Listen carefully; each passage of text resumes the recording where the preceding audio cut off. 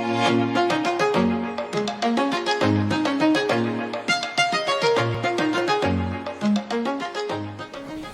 everyone, I'm Hani, I'm Yusuf's brother, and I'm glad to be home. IC is my home, and so it was Yusuf's, where IC graduates. I won't tell you which year, because you give our age away. But I want to say that after IC, I went to MIT, and then I went to Harvard, and I have to thank IC for the base that it gave me for me to do well in those schools. And the way I got into MIT is interesting. Who knows Torch? You know Torch? Let me see, show of hands, yeah. Okay, Torch got me into MIT. I was the editor in the year, I was about to say the year, but I won't. I was the editor and the art director. I started art directing with IC, Wahid here and Yusuf. I was just a junior in those days. But then I went up the ladder and became the editor of the yearbook. And during the war, we left everything behind, and suddenly I was in Boston. And they told me, do you have anything? I said, I just have the yearbook. And I showed it to them. And they were like, you did that? I said, yeah, I designed it. And I got into the School of Architecture just because of Torch. So design matters, really. Design is something that we tend to forget. We think of it as an afterthought most of the time. And today we heard about STEM. I'd love to hear about STEAM, add the A to it. So we're learning arts.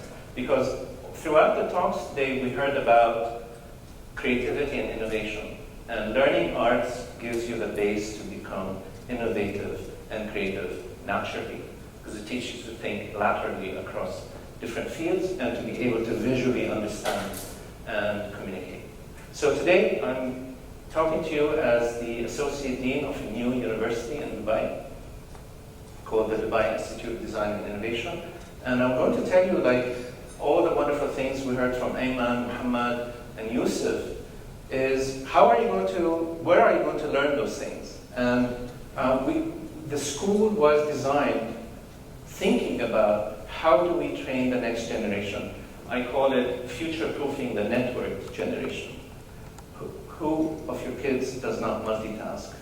They're networked, they're online all the time, they're screen-based cultures. It's going to change from the screen to space, but still it's an interactive space. And we're creating a term called Pi people, and I'll explain why we think that your kids are the Pi generation. I want to thank Marine for having the vision and commend IC, Don and Bruce and everyone for instilling these ideas in your kids, because it's so important for them to know that there are options in life for careers beyond the standard ones that we have. And I feel if they go with the traditional careers, they're going to miss the boat. We saw the inspiring talk by Eman. We saw what DIDI is doing to give jobs to our people in tech and design. And we saw Yusuf showing you a way of going in different directions, making choices, whether you create technology or you apply it. So really, I commend IC for having the vision and giving you this platform and giving us a chance to tell you what we're doing.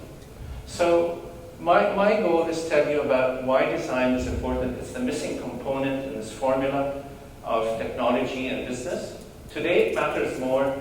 Why? Because if you look at the world that we live in, it's dominated by spreadsheets and numbers and school systems that favor math and physics. We want arts to become actually on the same level. It got me into MIT. Okay, so look around you, what you observe. If you look around you, this picture from IC, everything man-made is designed, everything. So design is in everything. We see it all the time. You're wearing it, you're sitting on it, you're being lit by it. The space, the materials, the objects, the tools, the apps you use, the games you play, they are all designed. Someone has to design them. But no one's being trained to design them properly. We learn on the client's time instead of teaching it in school. So to summarize what my colleagues were saying, we're in the fourth industrial revolution. The first one was steam-based, and the outcome is a commodity. The second phase is a service economy, which is based on electricity. The third one is based on IT systems taking over, and it creates experiences. But what's missing and what we want today, and that's something you heard from the other speakers, is fulfillment. This is the age of fulfillment.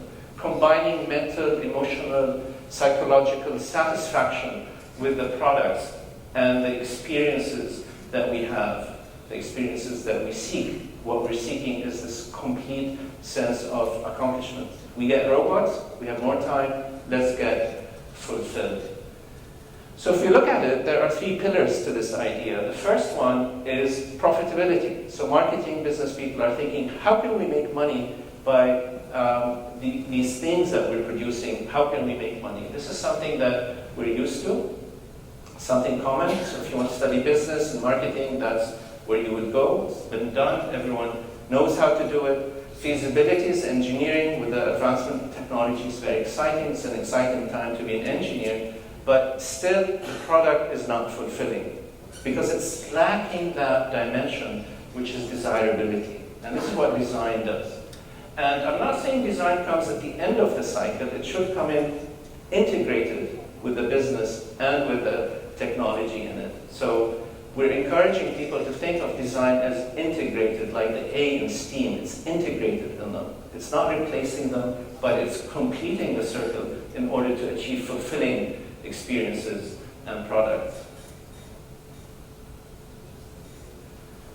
That explains what we know, that there is a need in the MENA region for 30,000 design-related jobs, and this is Deloitte in 2015. The prediction was this number is needed by 2019. So there's big demand for design. Now we know why, because people understand that design is the differentiator. So today, if I put 2 cars, similar in specs, next to each other, similar in price point, the way you're going to pick them is based on how it makes you feel. You're not going to look at the engine. When was the last time you opened the hood of your car? Or opened the hood of the car to pick the car that you want to drive? Pretty much, the engineering aspect has plateaued. Innovation is happening in the comfort, in the ergonomics, in the smartness of it, but not in the hardcore engineering. It's actually these moments, what we call the front end, where you as a customer come in touch with the technology. You feel it, you experience it, and it responds to you. And understanding how it responds to you means you have to understand the user, so you have to be empathetic to users, and that's how we start. We start with design thinking. Who's my user? What do they want? What do they want to achieve? I need to feel with them to take them to the next level. Same thing with the Apple phone 10 or the Samsung Note 8. When was the last time you did this? It's probably illegal, right? You lose the warranty, right? So basically, your decision is made on the design. The design is the differentiator.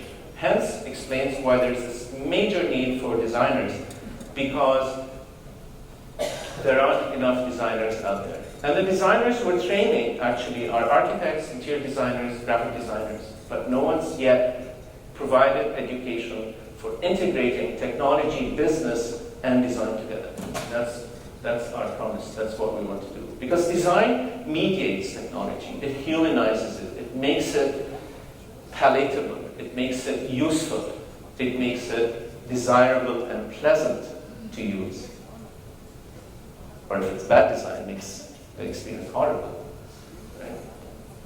So the world where blockchains and robots will be the norm, as Ayman showed us, basically what we need to do is to future-proof your careers, future-proof our students.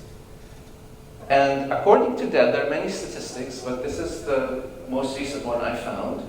85% of future jobs don't yet exist. And we heard this theme going on throughout. So if you want to take your children on a path of learning to become lawyers, engineers, or doctors, that's fine. But there are so many other opportunities.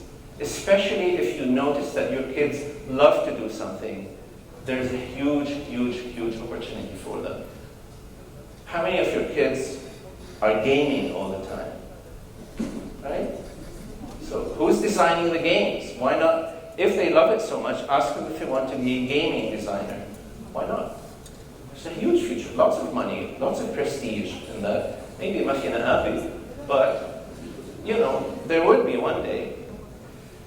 So here are some jobs that we could think of as we were designing the school. Augmented reality designer, chief drone experience designer. So if you start receiving delivered goods by drone, the chances of you trusting that drone are very low. So what design would help is try to understand your emotional connection with the drone and build an experience around it where you build trust with the drone, and for the business side, it builds loyalty. So that's what makes an app work or not, is how much do you trust it and how much do you develop that relationship with it. What kind of relationship does the user have with the product or with that? That's design at some level. Embodied interactions designer. Chief design officer, that's a role that's becoming more and more prevalent. Because why? Because companies understand that design is a differentiator. This is one of my heroes, is Peter Schreier. He's a designer of the Kia, which now is becoming very high up in choice of car. It's #1 in several countries. And he came from Audi, one of the companies that understood the power of design early on. And Kia had the vision of taking him away, and he said, I need to be in the boardroom. Designers need to be involved in the strategic decision making. This is the future. The Internet of Things conductor, as we have all these objects talking to each other, who is going to work on the interface between them? So, as robots start taking over jobs, and we saw from the presentations before, 45% of jobs would be disappear, and mostly because of automation. How do you future-proof your kid? You don't want a robo-lawyer to take over their work, or a robo-logo designer, because those exist already. So what we're looking for is a way to avoid them being replaced by machines, especially that they are super, hyper, multitasking kids with 3 screens at least doing different things. So what we need is what we call combinatory education, teaching them multiple skills at the same time. And this is not something that I came up with. It's something that a summit in Abu Dhabi between Google and INSEAD, this was one of the conclusions, where Google said we will only hire people who have combinatory skills, multiple skills, hybrid skills. This was perfect. It resonated with us because we had built the school on merging technology with design. And this is from Dave Miller, who is an important recruiter in design, where he basically says design will evolve into a hybrid industry that is considered as much technical as creative. So I want you to take the idea of design from your mind, the old understanding of design, as someone who makes things pretty at the end of the process, or making the new line of jackets. That's fine, that's part of design, but where we're taking design is integrating with technology and with strategy in order to create future possibilities and solve complex problems. We'll talk about design thinking in a minute. So DIDI is the Dubai Institute of Design and Innovation, which was the brainchild of another IC graduate, Ali Jabir, if you know him. He graduated in 1980 from IC. He basically was at a majlis with Sheikh Mohammed, the Emir of Dubai, and he called Ali over. He called another businessman and he told them, you two, create a design district in Dubai, but start with a school. This was 3 years ago. It's only 3 years old, the idea, and we're receiving our first students in the fall. There's been a huge response, much more than we anticipated. And we would love to see if people from Beirut would join us. And as Dubai does things right, they went to the best design schools out there. They were just recently ranked the 1 and 2 design schools in the world. We are collaborating with MIT and Parsons to put together the curriculum. And besides me and MIT alumni, we have other MIT alumni teaching. We're getting the best teachers to come to Dubai to teach what we think is the future of design. So our DNA is design and innovation.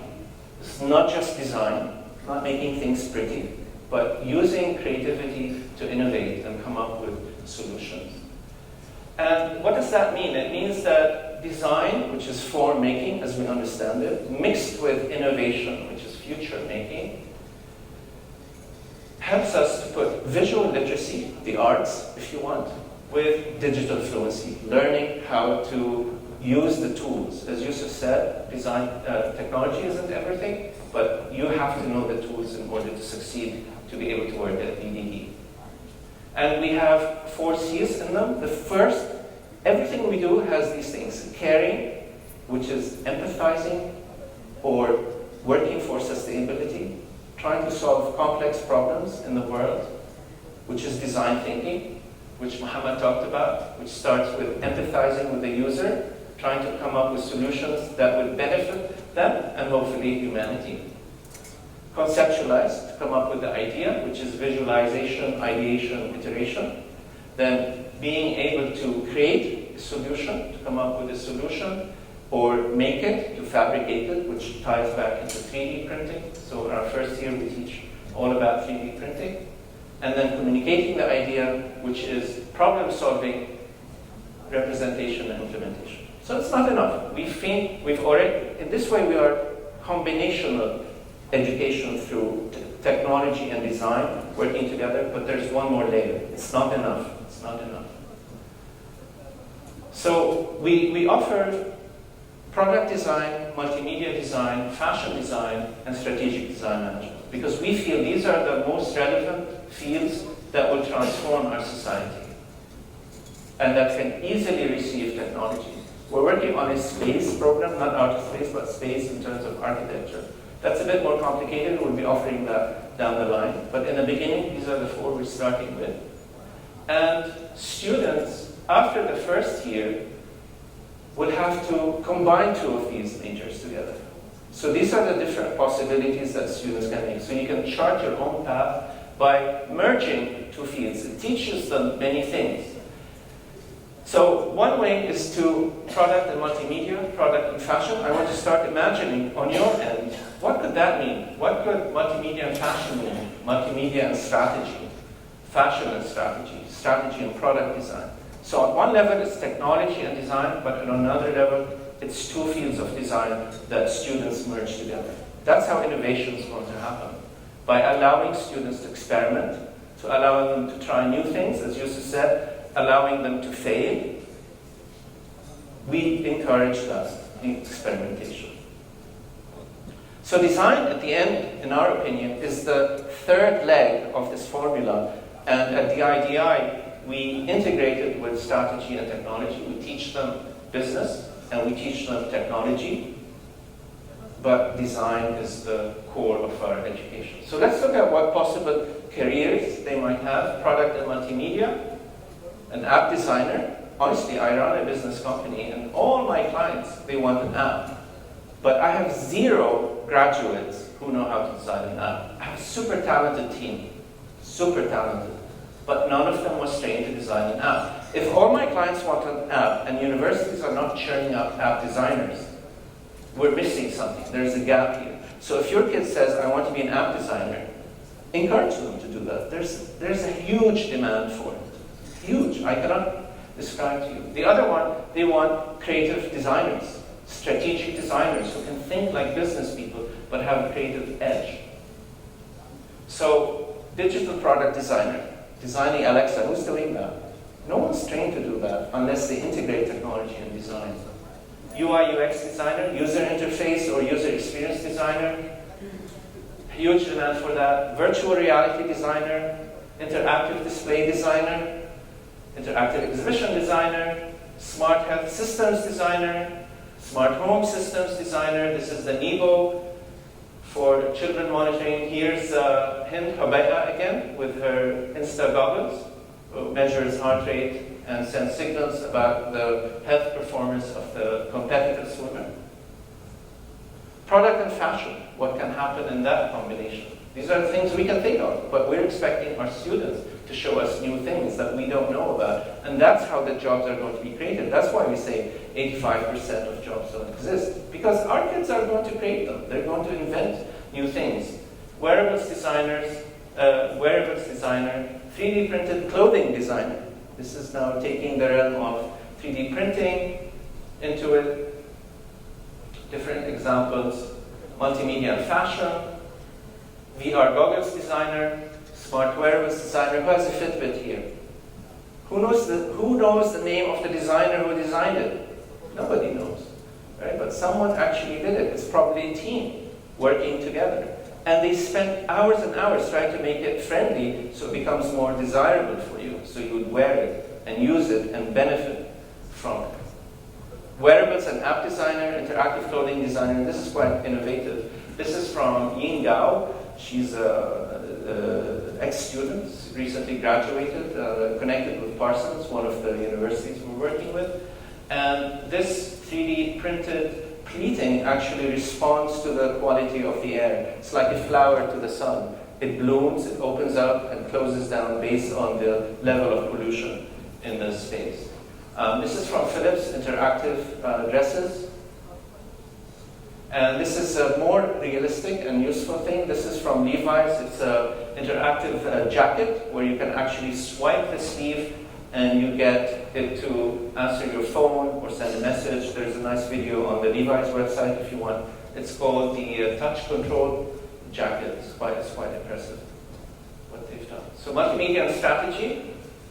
Another Lebanese team, Cyril Najjar, did White, the name of the company. They did Sensu Air, which basically measures the pollution. Lebanese company won the CES Innovation Award 2018. It's a huge award coming from Beirut, so you don't need to be anywhere else. People can work with Cyril and his company at DIDI, right? So that could work. Another Lebanese, Tony Fadel, the inventor of the iPod, by the way. And he came to the forum last year. And he's a serial inventor. Now he has this smart thermostat that he's working on. Or he can be a strategic designer, helping a company improve its positioning strategy. Another one we all know, Chief Design Officer. I would have put Joni Ive, the head of design at Apple, in the product design, but now he's shifted to the software design. So here's another position that your child can thrive for. Fashion and strategy. This is now someone, we call this inclusive design, thinking of designing clothing for the underprivileged. So this is a huge growth in there. So someone on a wheelchair putting on quadriplegic, putting on a jacket, or someone helping them put on a jacket. Someone has thought about this. This is from MIT and Parsons students, and now it's become a business called RAIN. This is another Parsons student doing refugee solutions using clothing that become tents. This is Suzanne Lee. She's actually experimenting with recycled tea bags to create new materials, these are some of the things that she was able to come up with. So for us, this is fashion design. It's not making the new line of clothing for Hollywood. It's actually trying to find ethical solutions to complex problems. Here's another, the latest thing she's doing. She's working with modern metals, and because I'm vegan, vegans always have to say that we're vegan, so I'm vegan. This is great because what she's doing is basically creating leather from no animals. This is completely lab-made leather that's actually happening today. So she's a fashion designer working with scientists, working with textile experts, dyeing experts, and the way they're, because tanning leather is one of the most polluting experiences, and this gets rid of that. So it has an ecological dimension as well. Here's another company called EcoAlf from Spain. They're basically using ground coffee, the espresso after you throw it. They're using it to make fabrics for clothing. Strategy and product design. Elon Musk, Yusuf talked about him. He's a futurist. He's basically someone who understands products and strategy. He positions new products and puts strategy in order to implement them. That's something we will teach. Sustainable transport designer, Teslas. By the way, if you go to Dubai, Teslas are everywhere now. It's quite impressive. And then you have the Hyperloop, which is also being built in the Emirates. This is the Virgin one, but it was an idea from Elon Musk, and he put the open source out there so other companies could work. So the sharing economy is actually happening at a large scale. And harsh conditions habitat designer. What does that mean? It's designing for Mars, where you don't have any resources. If you want to build a house, you have to 3D print it from the material that you have there. You can't carry anything with you. It's super expensive. So the Emirates, again, has built, or building this Mars science space, and they've committed that they will travel to Mars. And we have on our faculty a Lebanese Armenian designer. His specialty is designing for Mars, and he's joining us as well. So future, the last frontier, space, we need to start preparing our children to design for it. It can be something more mundane. This is smart glass that responds to the environment and absorbs some of the carbon emissions. This is from a company called Untitled. Carbon neutral designer using minimal use of carbon footprint. This actually gets a lot of its materials are not sourced from the earth, but they are sourced from the air. I don't know how, but it's happening. If you want to look at it, it's called New Light Technologies, ranked by The Guardian as one of the 10 most sustainable products this year. Or recycling systems designer. So if one problem is what do we do with our recycled technology? So this is a company that's working on, it's called an Eco ATM, where you put your old phones and laptops, etc., and you get instant cash on it. So there's a business model involved with that. There's a strategic understanding of that we need to become sustainable and stop throwing out waste. And it also has an understanding of product design combined with it. And ethical designer, my daughter's favorite phone is the Fairphone, basically because, again, throughout the process, you can see here it's a long-lasting design, fair materials, good working conditions, and reuse recycling. They recycle their phones to produce the new phones. They source ethically their materials. They actually work with communities in order to make sure that people are fair traded in the way they get their materials. So that's a long idea, but I just wanted to give you a sense of what jobs are there. There are gazillion out there, and if you want to prepare your students for that, we need to make them pie people. This is coming from the idea of the tea people, which was introduced by David Guest in the 90s and then popularized by IDEO, a great design thinking company. If you haven't looked at IDEO, please research them. They founded the D School at Stanford, which is the design school in Stanford. They're actually rethinking how design education should be. They're a big model for us as well. And we are working now together with IDEO on developing new programs at DIDI. So the T people are basically people who are deep in one skill. So they are, let's say, they are good, solid mechanical engineers or great graphic designers. And they actually have the soft skills to collaborate across different fields. So, many architects, because I'm an architect by training, we usually have a tense relationship with the civil engineers because they say we want to do crazy things, we say they want to do traditional things. But training in the new way with T people, you train them to be deep in their field, but have the empathy to work across different fields. So that needs to be instilled in them in school. But you can guess where the pie came from. It's actually having two disciplines. So depth in two skills and ability to reach across boundaries, even within the design disciplines, but across other disciplines. And so,